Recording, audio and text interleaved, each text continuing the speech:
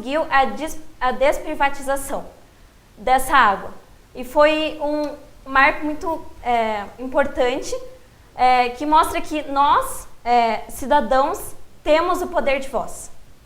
Bem, então nós temos aqui algumas situações que foram colocadas, sim, né? Então as meninas, através dos gráficos, colocaram para nós alguns representantes, né, políticos, alguns líderes políticos de alguns países, o Reino Unido, Bolívia, e que nós tivemos um acontecimento que foi um conflito, na verdade, da população com relação à condução dessas políticas públicas com relação à água.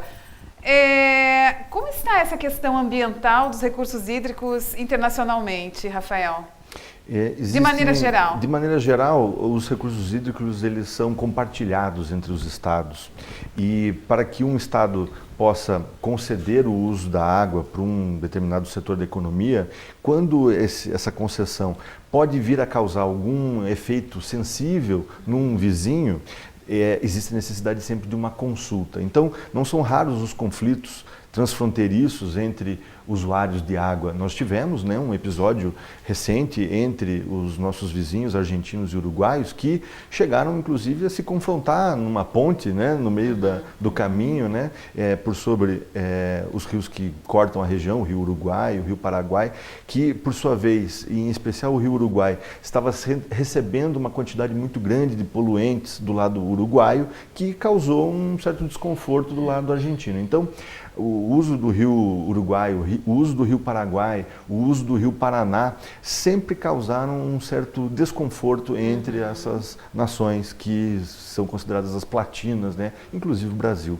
Então, o que nós precisamos ter? Nós precisamos ter um sistema para mediar esses conflitos, de modo que evitemos os conflitos armados, porque durante uma boa parte da nossa história, nós chegamos a nos confrontar com armas em função de conflitos causados pela água. Não são raras as guerras causadas, sim, pela água. Então, temos alguns episódios lamentáveis no Oriente Médio, temos alguns episódios lamentáveis no Oriente Próximo, em que existem conflitos armados em função dos recursos hídricos. E não é só em relação a vizinhos, né? Às vezes as repercussões de uma poluição ambiental ou a repercussão de um uso exacerbado por um país pode levar a que outros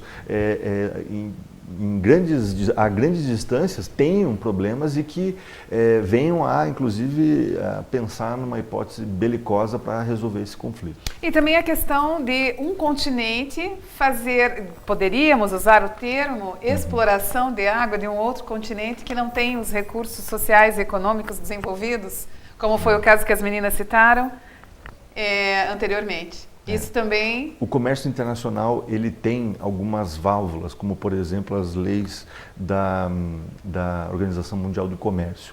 Toda vez que um produto puder causar um impacto na saúde ou no equilíbrio ambiental de um determinado país, aquele país pode, eventualmente, se negar a praticar o comércio. É claro que o comércio internacional é sempre muito interessante para os governos, então, às vezes, há um descompasso entre o interesse da população e o interesse do governo. Agora, no Brasil, nós temos um episódio muito interessante que, no momento em que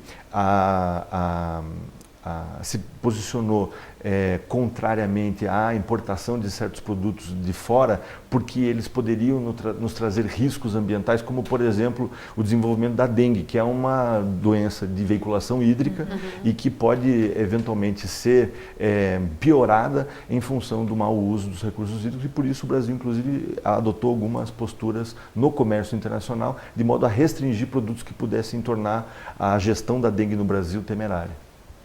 Muito bem.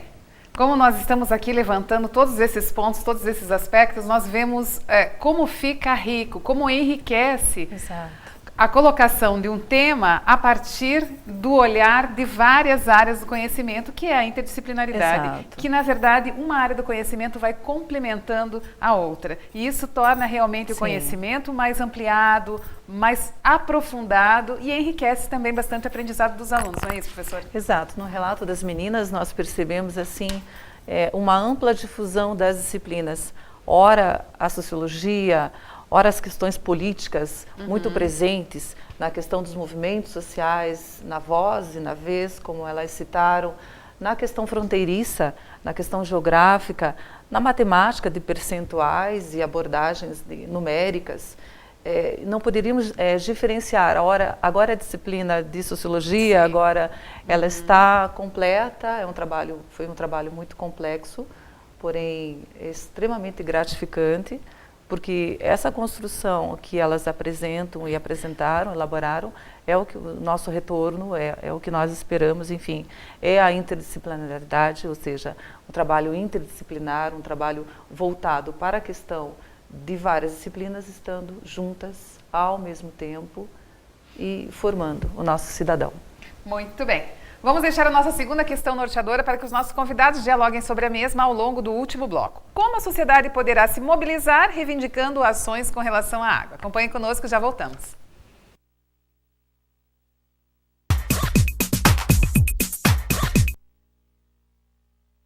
O maior patrimônio de uma nação é seu povo. E o maior patrimônio de um povo é a educação que ele recebe e que transforma em progresso. É por isso que todo educador assume um papel-chave. E ele começa não na tarefa de educar, mas sim na de aprender com os melhores profissionais, atualizando-se e fazendo uma especialização com quem há mais de um século trabalha na arte de ensinar com qualidade. FAI, porque só quem tem a maior tradição no ensino é que pode oferecer a melhor pós-graduação em educação.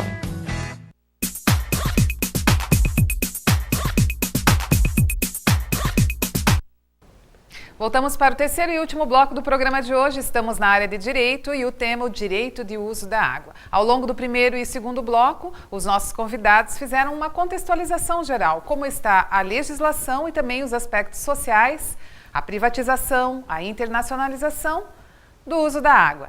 Neste bloco, nós deixamos a seguinte questão norteadora: como a sociedade poderá se mobilizar reivindicando ações com relação à água? Eu vou começar aqui, então, com o Rafael, dizendo para nós como a sociedade poderá se mobilizar. De que maneira nós podemos ter mais conhecimento, mais acesso também às questões que poderiam nos desenvolver, nos avançar com relação ao uso da água de uma maneira mais democrática? É isso, Rafael? Sem dúvida, porque acesso a recursos naturais é democracia, afinal de contas, esses recursos naturais são do povo brasileiro. Quanto mais controle o povo brasileiro tiver sobre esses recursos, melhor.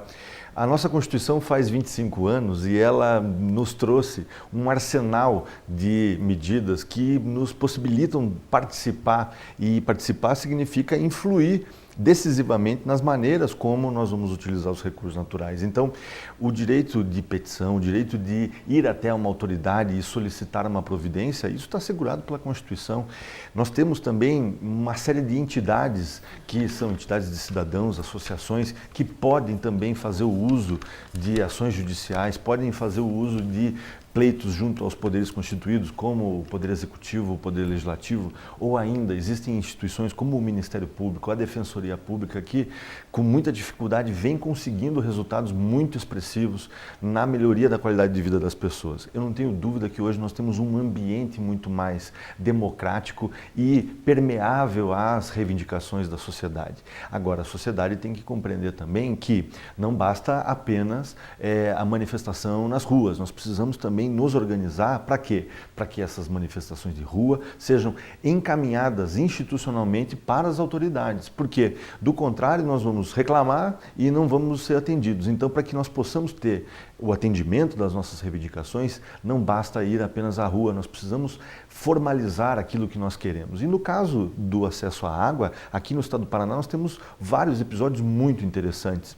Recentemente eu estive visitando uma comunidade em Chopinzinho, na qual os moradores dessa comunidade conseguiram do governo federal um apoio muito importante para quê? Para a construção de cisternas. Apesar da gente ter a impressão de que aqui no sul do Brasil não falta água, aqui na nossa região oeste, na região sudoeste do Paraná, nós temos um problema de déficit hídrico em vários momentos do ano, principalmente no inverno. Então essas comunidades conseguiram, depois de muito reivindicar o quê? O acesso a cisternas. Para quê? Para armazenar a água da chuva, para aqueles momentos de escassez. Em vários municípios do estado do Paraná, o Ministério Público, junto com entidades de defesa do cidadão, vem pedindo para que a concessionária do serviço de saneamento trate os esgotos que são coletados, mas que são jogados in natura nos rios paranaenses. Então, essas são iniciativas que mostram que a nossa sociedade mobilizada, usando dos institutos, né, usando das ferramentas que a Constituição permite e principalmente confiando nas autoridades, porque quando nós confiamos nas autoridades, quando nós cobramos transparência dessas autoridades, elas têm que nos dar um retorno. O que chama a atenção nesse momento na fala do Rafael é que não basta as manifestações, inclusive foi o tema do programa que a professora Kátia participou anteriormente.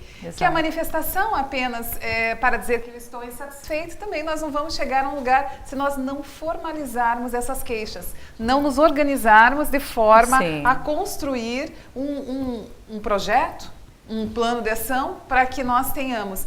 Então, nós poderíamos já colocar de que forma uma população que está vulnerável ao acesso ao uso da água, de uma água tratada, uma água de qualidade, poderia encaminhar as suas reivindicações. Eu acredito que o primeiro passo é justamente a organização dessa comunidade. Então, a formação de uma associação de moradores, uma associação de bairro é essencial para que haja legitimidade e que aquela associação faça a verbalização, porque às vezes um indivíduo só verbalizando uma reivindicação, ele pode ser estigmatizado, ele pode ser criminalizado, ele pode sofrer uma série de represálias. Então, quando é a comunidade representada por uma entidade, isso já dilui e não coloca um cidadão, por exemplo, em evidência. Nós temos episódios tenebrosos na nossa história brasileira, né, com líderes sendo assassinados. Então, quando há um conflito de água, a gente sempre tem que privilegiar o quê? A organização da comunidade. E, em seguida, buscar, por meio de uma formalização, né, pode ser para o Ministério Público, pode ser para o Instituto Ambiental do Paraná, pode ser para o Instituto de Águas do Paraná, pode ser para alguma outra instância da segurança pública, o que? Formalizar uma reclamação. E hoje em dia é tão fácil de você pegar uma câmera fotográfica ou mesmo um celular e registrar uma situação de desrespeito à legislação ambiental, encaminhar isso para a autoridade para que haja um retorno em seguida. E, claro, né, se isso não se resolver administrativamente, buscar o Poder Judiciário. O Poder Judiciário paranaense ele tem dado mostras de que é muito sensível à questão ambiental, vem condenando os poluidores, vem exigindo que os poluidores adotem posturas responsáveis, e eu não tenho dúvida que a gente só tem a ganhar toda vez que busca a instituição, busca o Poder Judiciário. Kátia, o Rafael estava colocando para nós aqui, então, alguns caminhos, né? Algumas formas como que a população pode reivindicar essa situação, na melhoria mesmo dos recursos hídricos. Seja com relação à água, também com a rede de esgoto. Exatamente. Enfim, como o rio está sendo, como está, enfim, no bairro, né? A partir daí a população mobilizando, organizando, pode levar suas reivindicações. E agora no que se refere à parte da educação, a parte educacional, Kátia, de que maneira nós podemos encaminhar essas questões com relação ao uso da água e as reivindicações? Exato. Na verdade, eu vou encaminhar, dando prosseguimento ao que o Dr. Rafael colocou, organização, sobretudo conhecimento. Eu acredito que nós estamos aprendendo, e ainda é um caminho árduo e um longo caminho, mas temos iniciado algumas manifestações, alguns posicionamentos, mas é uma questão de conhecimento e informação, sem dúvida. A população, ela tem nas mãos canais presentes, atuantes, que nos permitem colocar situações para reivindicar soluções aos nossos problemas. Mas, claro, se a população não estiver organizada e não tiver esse conhecimento específico para isso, não teríamos condições de tentar fazer algo. E a importância da educação, ela é total, eu diria que é ímpar, porque enquanto cidadão, enquanto até atitude doméstica, profissional e cidadão do planeta, nós podemos ter essa percepção do que podemos fazer, do que fazemos de errado, e o que cada um de nós pode melhorar. E informação, para mim, é a palavra-chave. E foi a partir dessas informações, foi a partir desse acesso ao conhecimento que a Júlia e a Valéria desenvolveram um trabalho, com todo esse trabalho de pesquisa. Para vocês, então, Júlia e Valéria, como ficaria uma indicação de como uma população que esteja sendo ou negado o direito de acesso à água, uma água tratada, uma água boa de consumo, poderia agir, deveria agir? O que vocês indicariam também? Então, tem muitos projetos de abaixo-assinado pela internet, como o projeto Gota d'Água. Também as pessoas podem fazer manifestações na rua sem qualquer tipo de violência. Mas, por exemplo, na usina de Belo Monte, que está sendo construída na Amazônia, o consórcio que está fazendo essa construção proibiu qualquer tipo de manifestação na frente da construção. Então, a pessoa que se manifestar lá terá que pagar uma multa de R$50 mil por dia. O projeto Gota d'Água foi feito para tentar fazer com que essa usina não fosse construída, porque ela traz muitos danos ao meio ambiente e também para as populações ribeirinhas.